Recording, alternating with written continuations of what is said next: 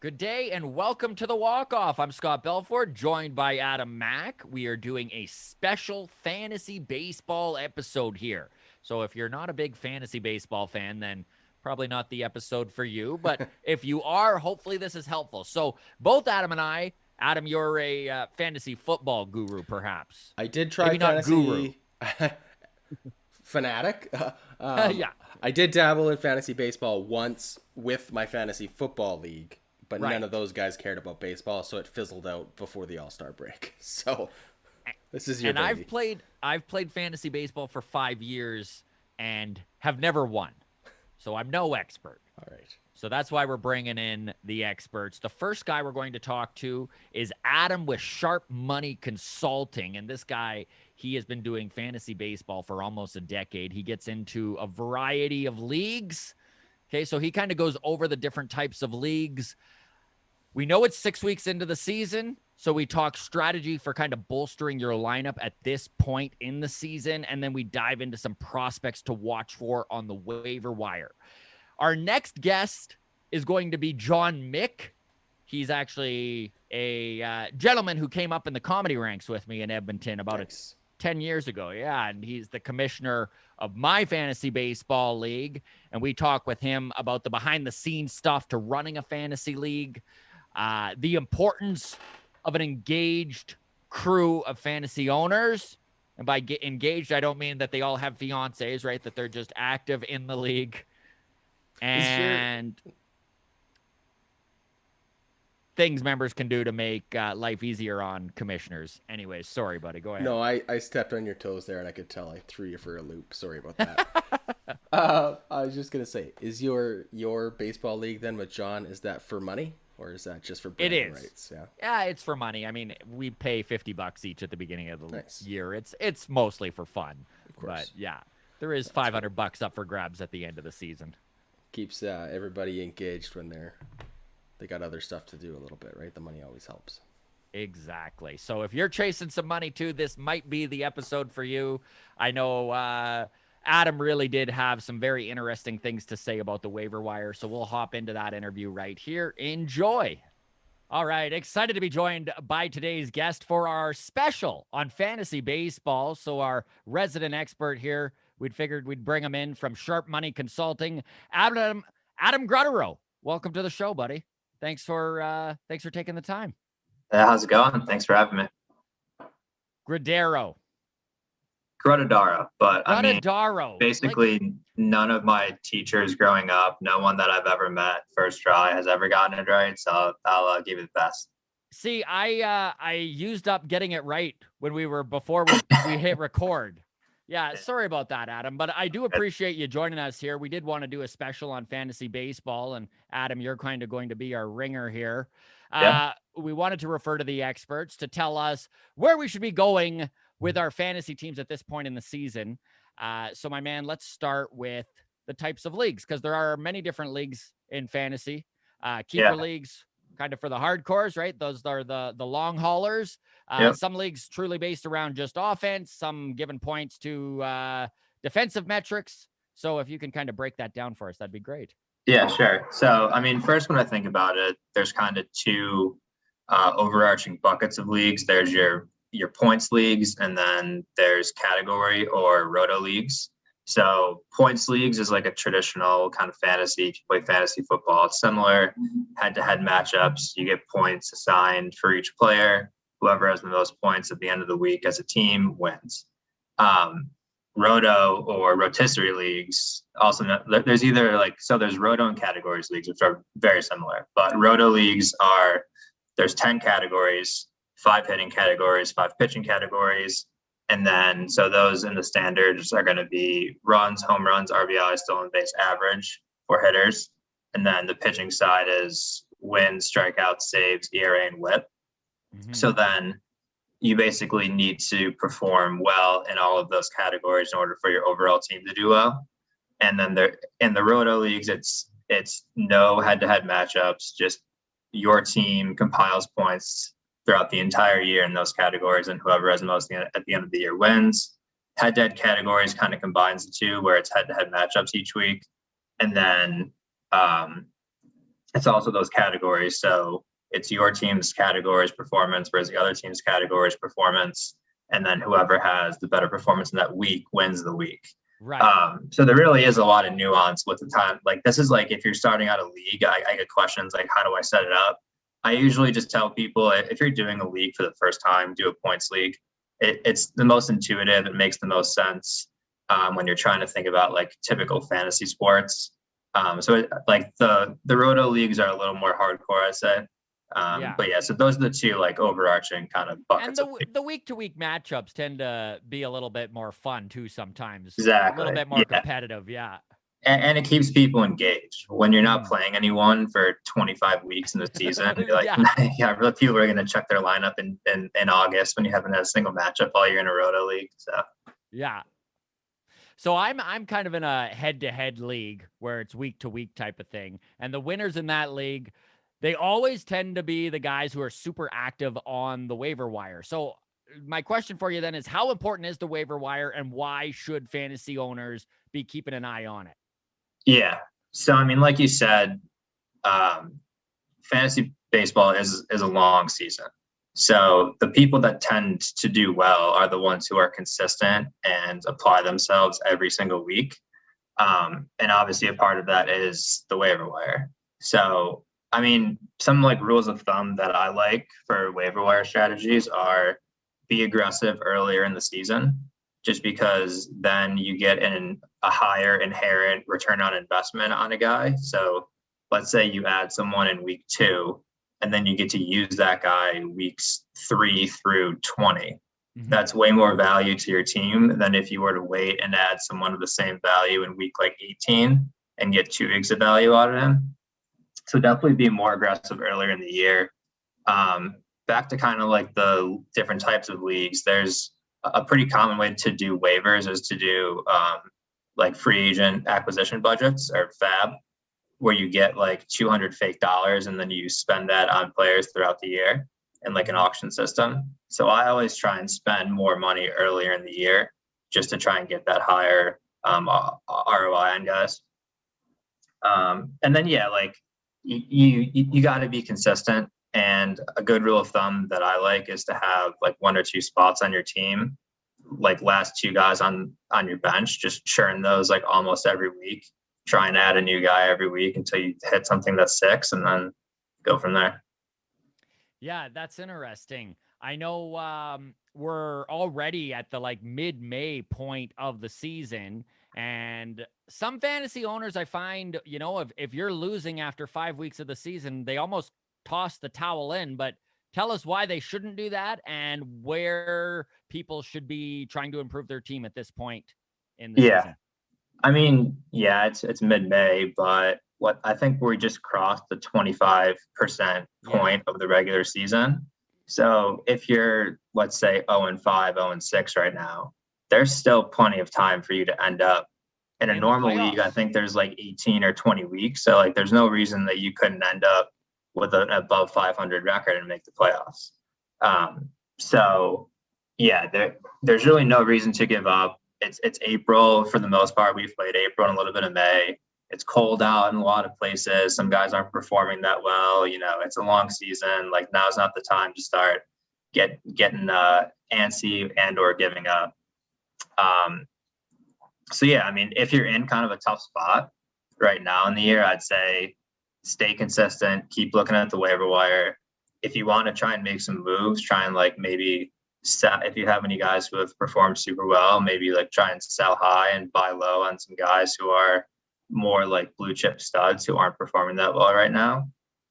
So that's always a good way to do it. And then speaking of blue chip studs, before sorry to interrupt you there. Yeah. How long would you give a guy who's struggling before you maybe move on, right? Because you don't wish to stay on a guy for too long. Yeah, no, agreed. I mean, so again, a good rule, if you drafted someone in the first 10 rounds, chances are they're probably pretty good, at least on paper. For me, I would really wait until at least the halfway point of the year before you really gave up on someone high end like that. So don't give up on Luis Castillo yet. No, Yeah. he's been hurting me, but no, Me too, buddy. yeah, yeah. I mean, it's not a winning strategy to sell low on guys. Um, like a guy like Luis Castillo, you probably drafted in one of the first, few rounds. I think I took him in the 4th round. Yeah. Yeah, I mean, he's had a few, he's had like 5 or 6 bad starts, but the track record is there. You have to just hold on and hope that things turn around for him. Mm-hmm. Okay, so we are at a point in the season now where you're seeing major league teams starting to call up prospects, right? Now that we're past that, service time area. So teams are starting to bring up their top prospects. I know Seattle just brought up Jared Kelenic. I probably just butchered that name, but either way, we know who we're talking about there. Who are some prospects that us fantasy owners should be keeping an eye out for and maybe looking to jump on? Yeah. So another kind of rule of thumb that I like to follow, not to, combat the question, but I think in general, people in fantasy overvalue prospects. So, I mean, back to your earlier question about the different kinds of leagues, people in dynasty leagues, I mean, there's more of an emphasis to have prospects there. Mm-hmm. But even there, I see people way overvaluing prospects because it's the shiny new thing. They're all hyped up. But if you look at the actual hit rate of prospects, especially when it comes to like fantasy value, it's really low. And then it's even lower for pitchers. So, I mean, that doesn't mean that they're not going to be guys who can like be a solid contributor on your team. So, like Jared Kelenic, who you mentioned, he could be a stud. Like he's supposed to be really good. So he just got called up, I think today, or he's going to play tonight for the first time. So I mean, he's a guy that should probably be added in like almost every fantasy league. Mm-hmm. Alex Kirilloff got called up for the Twins, looked pretty decent, but he got hurt. So like maybe keep an eye on him. I can see a lot of people picking him up, seeing he got hurt, dropping him, forgetting about him. So it could be a good time to add him if you missed him. If he's coming back, I saw some kind of sketchy things. I don't really know. Nico Horner got called, same situation for the Cubs. He looked really good, got called up and then got hurt, but it was like a collision in the outfield where like he gave the worst of it to Ian Happ. So I think it was kind of like a put you on the 10-day IL as like a precautionary thing, but he should be fine and he looked really good. Logan Gilbert, the pitcher for the Mariners, also got called up today with Kelenic. He's supposed to be a stud. Again, I'm wary of adding prospect pitchers just because that hit rate is pretty low. I mean, think of in Toronto, Nate Pearson. He was hyped up a lot, and he's had a couple of rough go-arounds in his first starts. It's a good point you're making about prospects because people do value them very highly. Yeah. And I think that is a little bit of the reason for that tends to be because in real baseball, they're valued so highly, right? So it's tough to like put that aside.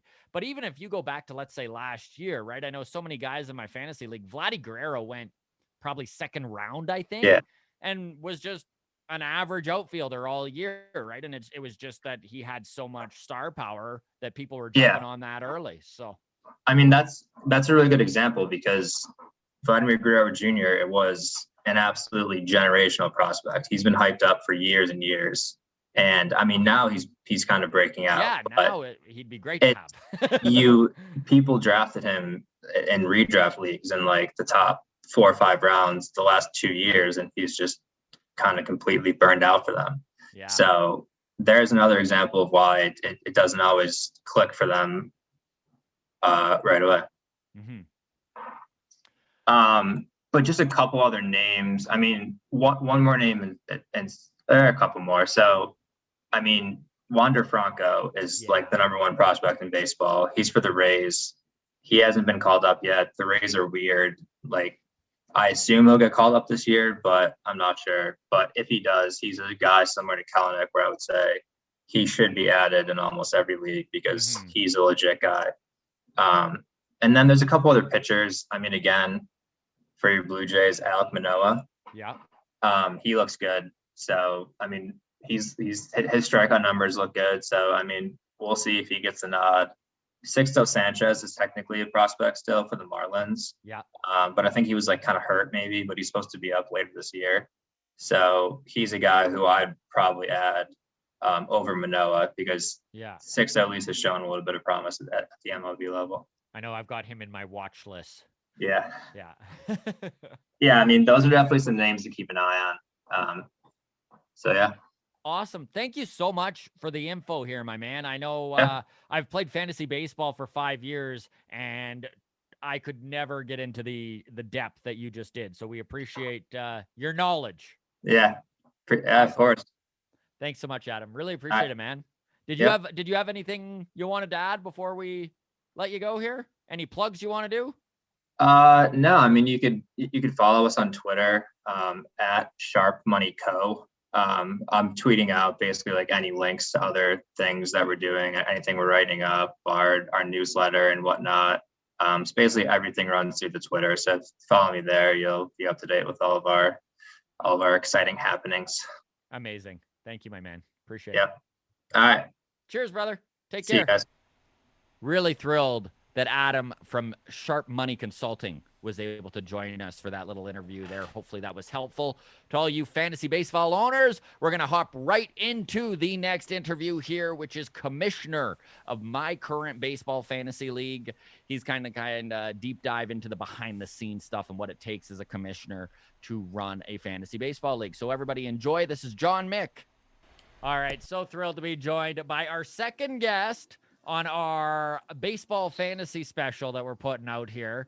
Okay. I've got with me the commissioner for my league, Baseball Babes, John Mick.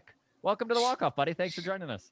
Hey, I'm happy you finally asked me to be a part of this. I've only been waiting in the wings for years now to be. This is a very prestigious ask. I know how prestigious it is to you. Hey, I'm putting it on my CV. I told my parents to tune in, so happy to be here. I know me myself has been a part of your league for 4 years now, but you've been running it for how long? I believe this is our 8th season, so coming up not as long as coming up on a decade. Not as long as some, but longer than most. I guess. It's interesting, man, because when it comes to fantasy baseball, for sure, without a doubt, the people who get taken for granted the most are the commissioners of the leagues. It's true. I would be the first one to say that. Yeah, I know you would, and you have said it many times. But this is your chance, bud, to give yourself a little bit of a pat on the back. What does it take to be a commissioner, and how much behind-the-scenes stuff are you putting into this? Well, honestly, it just takes the willingness to be a pest and to pester people into not only joining the league and being a part of the league, but just being active and being like, if somebody's not setting their lineup for a couple of weeks, you reach out to them and be like, hey, what's going on? Like, why aren't you setting your lineup? Are you losing interest? We've cycled through a few players over the years, different managers who, either they were lost their ability or interest in being a part of the league and, had to make the hard decision to let them go. But, it's just a matter of being a pest and being willing to being really annoying to keep people not only active and involved, but also to pay their dues. Yeah.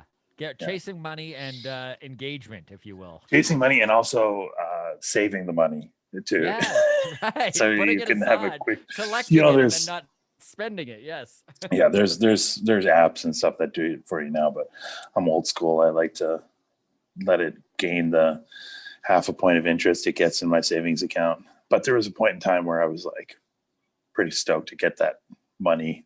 Right. and you're like, hey, I'll have money. I'll have pay money this at the end of the year to pay off. This won't be a problem. Yeah. I used to be a comedian, right? So right. So money flows. As usually out, we're not in. Living usually in out, money. Yeah. Yeah. Rolling in it. So for those of us in fantasy leagues who would like to be a little bit less of a headache to our commissioners and the people who are making our leagues turn, what are some things that drive you nuts, and what are some things that guys can do to make life easier on you? Just like the, understanding the waiver wire and why, the platform we use isn't perfect. No platform is perfect. But just like giving transactions more than 30 seconds to go through before you email or text me and like, hey, this isn't working.